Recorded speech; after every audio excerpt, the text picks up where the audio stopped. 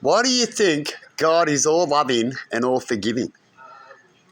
What do you think that means?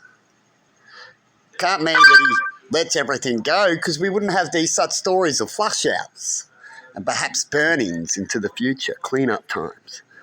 You know what that means?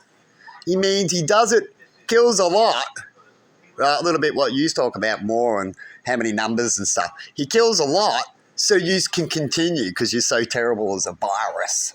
Right? So when you get really bad as a virus, if you look in your history, he comes down, and he's only done it a few times over your 10,000 years or whatever you think you've been around when you find out, right?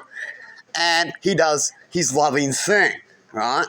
Now, recently I got deep into spirituality and love and how far do you go? And I've learnt a lot recently too when it comes to love. And I'm starting to feel of what he could feel when he flushes. Because it's a sad thing if you're loving, right? And you try to help things and creatures that are evil and snappy in body and stuff like that. But you get to the point where they're that creature that's hanging off the cliff. You've done everything possible, but it still wants to pull you off. Right? And so what does God do? Well, how does he turn? How does he become something but not lose himself? How does he meet halfway? Well, he ends up just hating assholes. And other people who will suffer, if good people suffer, that's because it was created by the asshole, and in the end, the good people will see the asshole.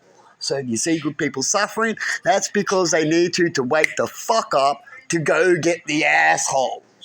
Right? And God will allow it. And he doesn't feel sorry anymore. In fact, he starts to feel proud that these things start dying. Because now he might have to reset and get somewhere. You get it?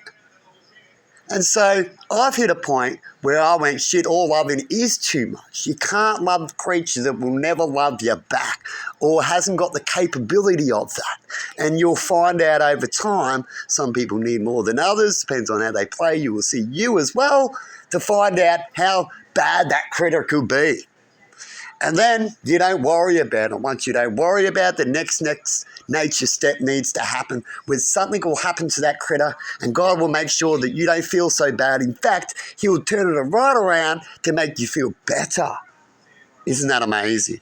So have a good one out there and see you later.